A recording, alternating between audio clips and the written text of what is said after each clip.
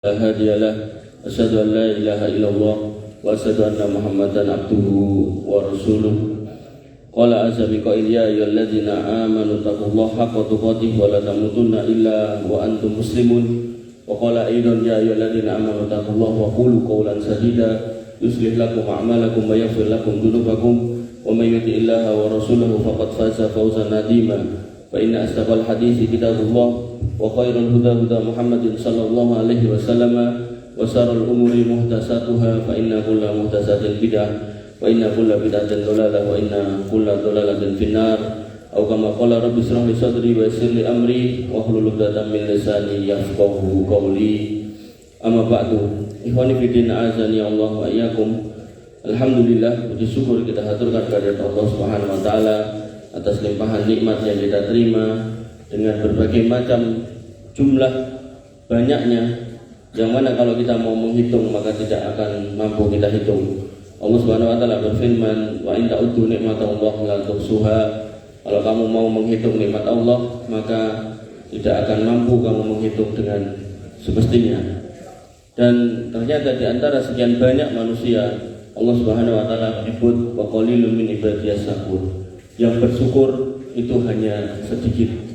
Sehingga maka di antara sekian banyak manusia, maka yang terbaik adalah menjadi hamba Allah yang bersyukur.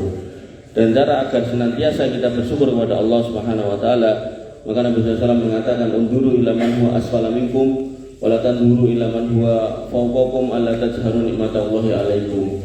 Terkait dengan nikmat, maka lihatlah kepada orang-orang yang ada di bawahmu agar engkau bisa bersyukur kepada Allah Subhanahu wa taala dan tidak meremehkan nikmat yang engkau punya. Dan di antara nikmat yang harus senantiasa kita syukuri yaitu terpilihnya kita menjadi hamba Allah yang beriman. Karena iman inilah yang kemudian akan menyelamatkan kita. Allah Subhanahu wa taala berfirman, "Innad dina indallahil Islam." Sesungguhnya agama yang diterima di sisi Allah Subhanahu wa taala hanyalah Islam. Dan kemudian Allah juga berfirman, "Wa may yabtaghi ghairal islami dinan fala yuqbala minhu wa huwa fil akhirati minal khasirin." Barang siapa yang kemudian mencari agama selain Islam, maka dia tidak akan diterima amalnya dan dia di akhirat menjadi orang-orang yang rugi. Dan kemudian Nabi SAW juga bersumpah, "Walladzi nafsi biyadihi la yasma'u bi ahadin min hadhil ummah yahudiyyun wala nasraniyyun illa kana wa huwa min ashabin nar." Demi Allah yang menggenggam jiwa Muhammad, tidaklah manusia ini mendengar Muhammad sudah datang membawa risalah, baik dari Yahudinya maupun Nasraninya, kok tidak mau beriman, maka mereka akan menjadi penghuni neraka. Qul fidina azan ya Allah wa iyyakum. Inilah akidah kita yang harus kita pahami. Dan ketika kita sudah menjadi orang yang beriman, seorang yang muslim, maka Allah Subhanahu wa taala meminta kita udkhulu fis silmi kafah. Jadi Islam atau jadi muslim, masuk Islam itu yang menyeluruh. Dan di antara cara agar kita bisa menyeluruh, maka seorang muslim harusnya memahami agamanya. Dan untuk memahaminya, maka cara yang paling baik, paling mudah adalah majelis ilmu. Dan di antara majelis ilmu yang diwajibkan kepada kita adalah mendengarkan khutbah Jumat 1 minggu 1 kali, wajib buat seorang laki-laki. Dan mereka yang kemudian dalam kondisi imam berkhutbah kok kemudian berbicara sendiri, maka Nabi SAW mengatakan la jum'ata lahu, dia tidak dapat pahala Jumatan sama sekali. Bahkan jangankan kok bicara sendiri, menasihati temannya yang ada di sebelahnya, uskut jangan rame gitu kan, maka dia tetap tidak mendapatkan pahala Jumatan. Apalagi ngobrol sendiri, bikin kelompok sendiri. Maka qaribidin azani Allah wa iyyakum. Disitulah nampak bedanya orang yang mendapat hidayah dan tidak. Bagaimana khutbah sudah berjalan, khutbahnya pun berbicara, dia tetap berbicara sendiri. Makanya inilah orang-orang yang dapat hidayah dan tidak, itu nampak sekali di situ. Qaribidin azan ya Allah wa iyyakum. Disebutkan tentang pentingnya majelis ilmu di dalam hidup. Allah Subhanahu wa taala berfirman pada Quran surat At-Taubah ayat 122. Allah berfirman, "Wa makanal mu'minuna yanfiru kafatan falaula nafara min kulli firqatin minhum da'ifatil yatafaqahu fid-din." Kalau kiranya mereka itu berjihad berperang di jalan Allah, maka sekiranya sebaiknya sebagian mereka itu tinggal untuk menuntut ilmu agama. Ini menunjukkan bahwasanya dalam kondisi perang pun masih diharapkan ada sebagian orang yang belajar agama. Apalagi kondisi damai, apalagi kondisi khutbah Jumat, Maka bagaimana iman jenengan kemudian khotibnya sudah berkhutbah kok jenengan malah jagongan. Wa nifidina azani ya Allah wa iyyakum. Kemudian ayat yang kedua, Allah Subhanahu wa taala berfirman pada surat An-Nahl ayat 43, "Wa ma arsalna min qablika illa rijalan nuhi ilaihim fasalu ahlad dzikri in kuntum la ta'lamun." Dan kami tidak mengutus sebelum kau Muhammad melainkan orang-orang yang kami beri wahyu, laki-laki yang kami beri wahyu. Maka bertanyalah kepada orang yang berilmu jika kamu tidak mengetahui. Ini menjadi dalil. Ketika panjenengan hidup, maka pastikan Islam itu menjadi jalan hidup jenengan. Dan ketika jenengan menemukan kebuntuan dalam hidup, menemukan masalah, maka kembalilah ke dalam Islam dan bertanyalah kepada orang-orang yang mengenal Islam, yaitu guru-guru jenengan, ustaz-ustaz jenengan, kiai jenengan, gus jenengan. Kalau memang mereka punya ilmu, tanyakan kepada mereka. Karena semua pertanyaan di dalam hidup itu bisa dijawab dalam agama. Tinggal kepada siapa jenengan bertanya. Kalau mereka orang yang paham agama, insya Allah bisa menjawabnya. Tapi kalau kemudian tidak paham, bukan berarti Islam tidak bisa menjawab. Mungkin harus cari orang yang kedua. Sama kayak dokter, jenengan sakit ke dokter A nggak sembuh, pindah dokter B. Jangan sampai jenengan pindah ke dukun. Nah, pindahan kepada dukun inilah kesyirikan. Tapi selama jenengan mencari jalan melalui dokter, insya Allah ini masih diperbolehkan. Wa nabiyina azani ya Allah wa iyyakum. Kemudian Quran surat Al-Mujadilah ayat 11, Allah Subhanahu wa taala memerintahkan atau menunjukkan bagaimana tingginya orang-orang yang memahami agamanya. Allah berfirman, "Yarfa'illahu alladziina aamanu minkum walladziina utul ilma darajat bima ta'maluna khabballahu bima ta'maluna khabir." Allah akan meninggikan derajat orang-orang yang beriman di antara kamu dan orang-orang yang diberi ilmu. Ini menjadi dalil bahwasanya ketika jenengan hari ini mungkin secara posisi ekonomi, secara posisi sosial mungkin ada di level-level tertentu, bahkan mungkin di strata yang bawah. Tapi yakinlah di mata Allah Subhanahu wa taala ketika jenengan mengerti agama jenengan, paham fikih-fikih dalam agama jenengan, maka jenengan di mata Allah lebih mulia daripada orang yang secara sosial ekonomi lebih baik daripada jenengan. Wa nabiyina azani Allah wa iyyakum. Satu ketika saya ngisi kajian tentang fikih salat itu, ada bapak-bapak yang umurnya sudah hampir 90 tahun dan dia mengatakan, "Baru ini saya belajar tentang fikih salat." Padahal sudah salat 90 tahun, hampir 90 tahun. Makanya wa nabiyina azani ya Allah wa iyyakum, ketika nanti Ramadan dan jenengan melihat ada majelis ilmu tentang fikih Ramadan, jangan alergi untuk duduk untuk mengkonfirmasi apakah selama ini pemahaman jenengan sudah benar apa belum. Dan jenengan bisa bertanya kepada ustadznya, gurunya tentang hukum-hukum terkait dengan puasa Ramadan agar puasa panjenengan menjadi puasa yang baik. Kemudian ayat yang keempat, kita dilarang oleh Allah Subhanahu wa taala untuk waton melu, rubuh-rubuh gedang. Ketika memang itu di awal waktu dulu, waktu masih mengenal Islam awal-awal, nah tidak apa-apa. Tapi seiring berjalannya waktu, seiring bertambahnya usia, kita punya kewajiban untuk mengkonfirmasi apakah yang kita pahami selama ini sudah benar.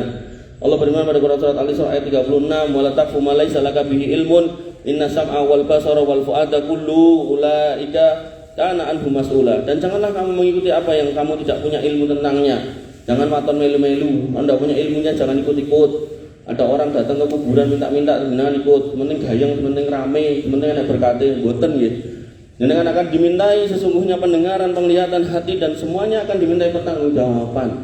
Walaupun awalnya jenengan melu-melu tapi semua nanti akan ditanya. Oh, kok dadak melu-melu gitu. Kenapa gak melu sing ning masjid wae? Kenapa kok dadak melu ngarak kebo? Kenapa kok dadak melu buat sajen? Ditanya semua itu nanti.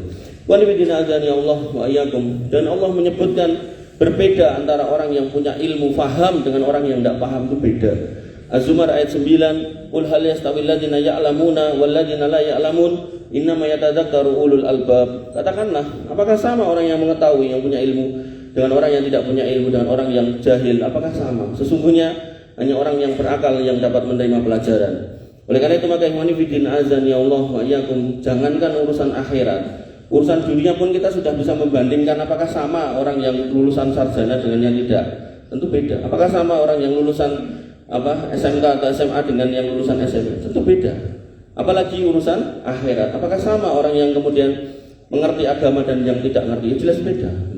Makanya ikhwani fillah azani Allah wa iyyakum, pentingnya kita mencari ilmu agama dengan apapun wasilahnya. Maka jangan malas, apalagi kalau khutbah Jumat jangan rame gitu.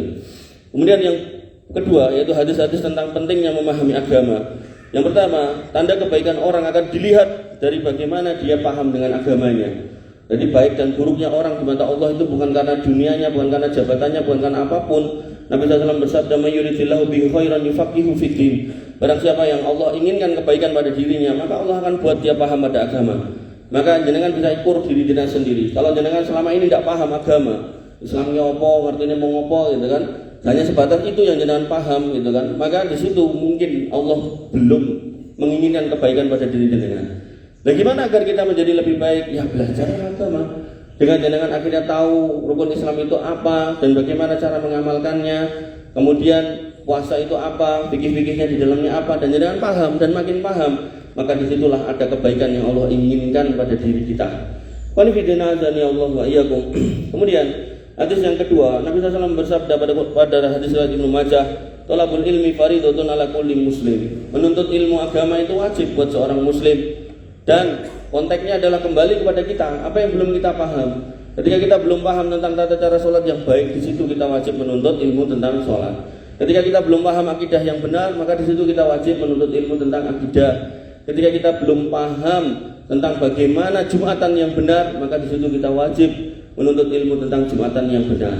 Dan ketika jenengan mengadakan majelis-majelis di kampung-kampung jenengan, di rumah-rumah jenengan, atau di masjid-masjid dekat rumah jenengan, maka pastikan sesuai dengan kebutuhan yang ada di kampung situ. Jangan sampai kemudian ustadznya ngomong jauh ke depan gitu kan, ternyata di kampung situ masih banyak PR tentang ketauhidan, tentang kesyirikan.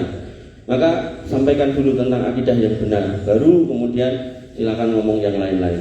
Wanibidina azani Allah wa iyyakum. Kemudian Nabi SAW mengabarkan bahwasanya ketika jenengan bingung untuk lewat mana jalan menuju surga, maka Nabi mengatakan, "Man salaka thariqan yaltamisu lahu fihi ilman, sahalallahu lahu thariqan ilal jannah." Siapa yang berjalan menempuh satu jalan dan jalan itu adalah jalan menuntut ilmu agama, maka Allah akan mudahkan jalan menuju surga. Maka ketika jenengan bingung jalan ke surga sebelah mana, maka majelis ilmu itulah jalannya. Dan Nabi SAW mengatakan, kalau kamu melihat taman di antara taman-taman surga, masuklah, bergabunglah. Dan taman di antara taman-taman surga ini adalah majelis ilmu.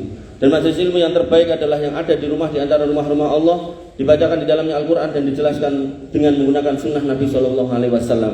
Orang-orang yang masih mau duduk di masjid, membersamai para ulama, membersamai para ustadz, para kiai untuk belajar, maka di situ Nabi SAW mengatakan, illa nazalat alaihimus sakinah, ketenangan jiwa akan diberikan, wa ghasiyatuhumur rahmah, dan akan diberikan rahmat, dicurahkan rahmat, wa hafathumul malaikat, dan akan dijaga oleh malaikat, wa dzakarallahu fiman indah, dan nama-nama jenengan akan disebut oleh Allah Subhanahu wa taala di sekitar malaikat yang ada di dekatnya. Dan malaikat ketika mendengar nama jenengan disebut, mereka akan mengatakan, Allahumma fir lahum warhamhum. Ya Allah, rahmatilah orang-orang itu yang masih mau bermajelis ilmu, dan ampunilah dosa-dosa mereka. Kemudian ikhwanifidina azani Allah wa iyyakum. Hadis yang keempat disebutkan dalam riwayat hadis Imam Bukhari, innallaha la yaqbidul ilma intiza'an walakin yaqbidul ilma biqabdil ulama. Sesungguhnya Allah tidak akan mencabut ilmu tiba-tiba ilmunya hilang. Tapi cara mencabutnya adalah dengan diwafatkanlah ulama, diwafatkanlah orang-orang yang menyeru di jalan yang kebaikan.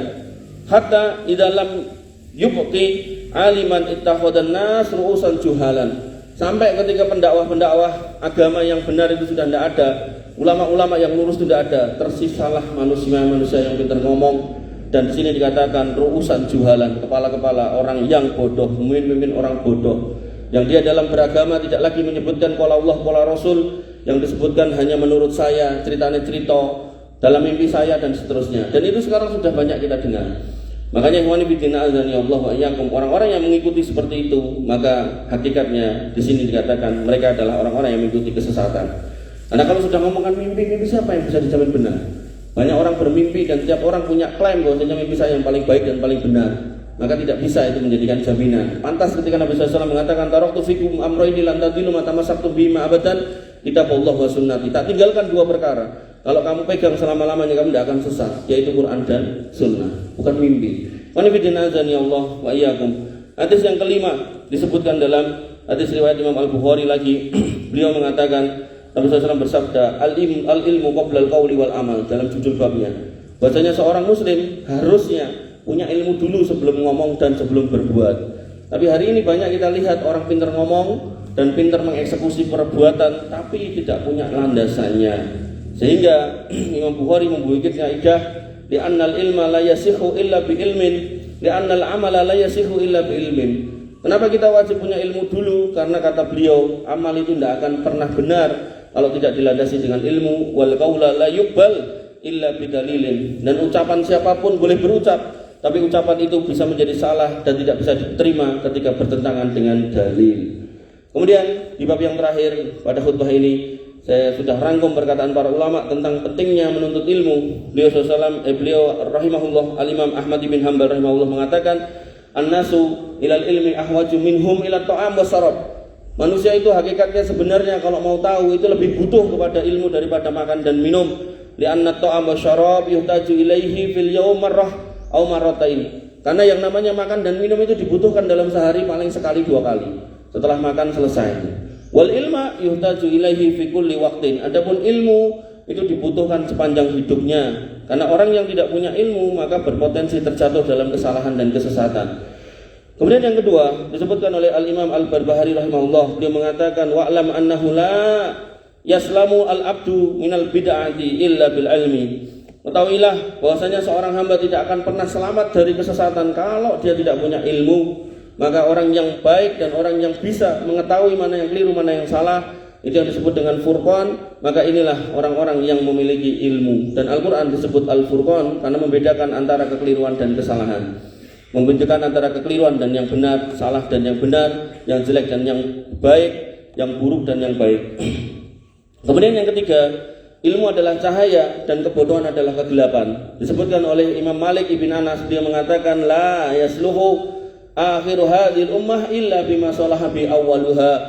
Umat ini enggak akan pernah jadi baik kalau tidak kembali menjadi baik sebagaimana generasi awalnya. Dan generasi awal umat ini bukan generasi yang bergelimang harta, Pak. Mereka adalah orang-orang yang berjuang ikhlas di jalan Allah Subhanahu wa taala. Mereka adalah orang-orang yang berjihad lillahi taala. Mereka adalah orang-orang yang menahan lapar bahkan dalam kondisi berjihad sekalipun, menunjukkan tidak bergelimang harta. Tapi Allah puji dengan berbagai macam tempat di dalam Al-Quran tentang keutamaan mereka. Oleh karena itu maka ikhwani fiddin azani Allah wa iyyakum, ketika kita menginginkan kebaikan pada negeri ini, maka ilmu agama itulah jalan keluarnya. Kemudian yang keempat, beragama tanpa ilmu adalah ibarat jalan yang rusak. Al-Imam Sufyan Ats-Tsauri rahimahullah berkata, innamal ilmu indar ruhsah min siqqah fa'ammat tasyaddudu fayuhsinuhu kullu ahadin. Sesungguhnya ilmu menurut kami adalah keringanan yang berdasarkan dalil dari orang-orang yang terpercaya dalam menyampaikannya. Sedangkan sikap keras tidak mau menuntut ilmu ini bisa dilakukan oleh siapa saja. Sehingga ini menjadi dalil bahwasanya diperingatkan bahwa ibadah tanpa ilmu sering melahirkan sikap yang keras. Dan jenengan akan melihat bagaimana orang-orang yang salah dalam berilmu, mereka mengaku punya ilmu tapi mudah mengkafirkan kaum muslimin. Mereka mengatakan orang yang tidak berbaiat dengan kami atau imam kami, maka dia bukan saudara kami dan seterusnya. Orang-orang yang kemudian berbeda pengajian kemudian mengatakan, hei kamu orang kafir, hei kamu bukan muslim dan seterusnya. Inilah orang-orang yang hakikatnya sebenarnya mudah mencirikan kalau mereka sedang berilmu tapi tidak di atas ilmu yang benar. Kemudian yang kelima, ilmu adalah pemimpin amal. Disebutkan oleh Al-Imam Al-Hasan Al-Basri, al-ilmu imamul amal wal amalu tabi'uhu. Ilmu adalah pemimpin dari amal dan amal itu adalah yang mengikuti ilmu. Wa bidin azani Allah wa iyyakum. Inilah 5 ayat, 5 hadis dan 5 perkataan ulama yang saya sampaikan pada siang hari ini, yang mana semuanya menunjukkan pentingnya seorang muslim mengetahui agamanya masing-masing sesuai dengan kondisinya masing-masing, kebutuhannya masing-masing. Sebagaimana Allah sudah pesankan, udkhulu fis silmi kafah wa la tattabi'u khutuwatis syaitan. Masuklah Islam secara menyeluruh. Kalau tidak menyeluruh, maka berpotensi kita akan mengikuti jalan-jalan syaitan. Mungkin ini yang bisa saya sampaikan pada khutbah yang pertama. Barakallahu li wa lakum fil Qur'anil azim wa nafa'ani wa iyyakum bima fihi minal ayati wa dzikril hakim wa taqabbalallahu minni wa minkum tilawatahu innahu wal ghafurur rahim.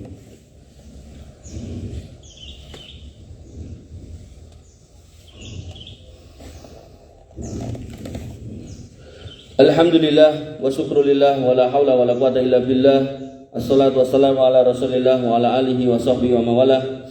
Wa nifiqina azani Allah wa iyyakum.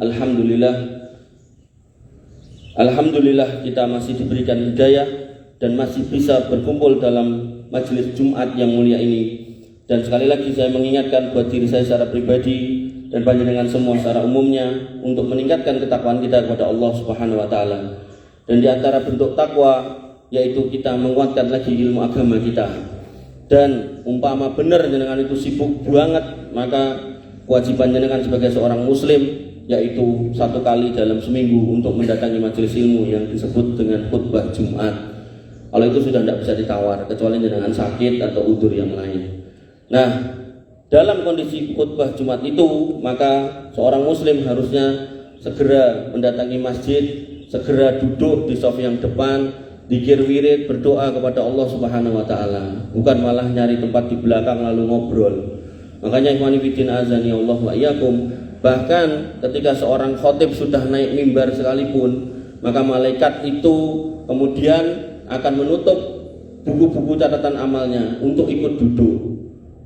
Apalagi ketika kita kemudian malah ngobrol, maka mungkin tidak tercatat di situ. Oleh karena itu, maka itu yang harus dengan pahami terkait dengan khutbah Jumat. Kemudian terkait dengan materi saya, maka kalau disimpulkan bahwasanya memahami agama bukan pilihan tapi sebuah kewajiban. Karena kita sudah memilih, sebagaimana halnya ketika kita sudah memilih istri kita, maka di situ punya kewajiban kita untuk mengenalnya. Begitu pula ketika Allah sudah memberikan anak buat kita, maka di situ juga kewajiban kita untuk mengenalnya. Makanya hampir semua bapak, semua ibu itu mesti kenal anaknya, tidak mungkin tidak. Kenal karakternya, kenal kesenangannya, gitu kan. Bahkan kenal makanan apa yang bisa membuat dia alergi, gitu kan. Itulah orang tua yang baik. Maka seorang muslim yang baik harus kenal dengan agamanya. Dan cara mengenalnya, monggo masing-masing panjenengan gimana teknisnya. Yang jelas tadi sudah saya sampaikan, ada majelis ilmu di mana-mana. Silakan jenengan datangi, tambahi lagi ilmu panjenengan, dan itulah jalan yang mudah untuk menuju surga. Sehingga kalau diringkas, maka orang tanpa ilmu, maka dia kalau beribadah berpotensi salah, niat baik bisa berubah menjadi kekeliruan, semangat bisa menjerumuskan dalam kesesatan. Jadi semangat tok tanpa ilmu itu juga nggak bagus. Berapa banyak orang yang semangat dalam beragama sampai rela meninggal, meledakkan diri tapi tidak pakai ilmu, apakah dia akan berakhir dengan baik? Insya Allah tidak. Berapa banyak orang yang kemudian semangat dalam mendatangi tempat-tempat yang dianggap barokah, tapi karena tidak pakai ilmu, yang ada malah justru jatuh ke dalam kesyirikan. Wanifidina azani Allah. Makanya dengan ilmu orang-orang akan beribadah, manusia akan beribadah sesuai dengan contoh Nabi SAW. Mereka akan berakidah secara lurus dan amal-amal yang dikerjakannya akan diterima. Itulah yang kemudian menghadirkan hakikat ketenangan jiwa, ketenangan hati, dan dengan begitu maka jalan menuju surga semakin terbuka. Mungkin ini yang bisa saya sampaikan. Kita tutup dengan doa. Wassallallahu ala nabiyina Muhammadin wa ala alihi wa sahbihi wasallam ajma'in. Warhamna ma'ahum birahmatika ya arhamar rahimin. Allahumma ighfir lil muslimina wal muslimat wal mu'minina wal mu'minat al ahya'i minhum wal amwat innaka sami'un qaribun mujibud da'wat wa yaqdiyal hajat. Rabbana dhalamna anfusana wa illam taghfir lana wa tarhamna lanakunanna minal khasirin. Rabbana ighfir lana dzunubana wa liwalidina warhamhum kama rabbawna shighara. Allahumma ighfir lahum warhamhum wa'afihim wa'fu anhum wa akrim nuzulahum wa wasi' madkhalahum waghsilhum bil ma'i wassalji wal barad. Allahumma taqabbal minna siyamana wa qiyamana wa ruku'ana wa sujudana wa takhassu'ana wa tadarru'ana. La ilaha illa anta subhanaka inna kunna minadh dhalimin wa illam taghfir lana wa tarhamna lanakunanna minal khasirin. Allahumma zidna ilman nafi'an wa rizqan thayyiban wa amalan mutaqabbalan. Rabbana atina min ladunka rahmah wa hayyi' lana min amrina rasada. Rabbana atina ma wa'atana ala rasulika wa la tuhzina yaumal qiyamah innaka antas sami'ud du'a innaka la tukhliful mi'ad. Rabbana atina fid dunya hasanah wa fil akhirati hasanah wa qina adzabannar wa qina adzabannar wa qina adzabannar. Ibadallah innallaha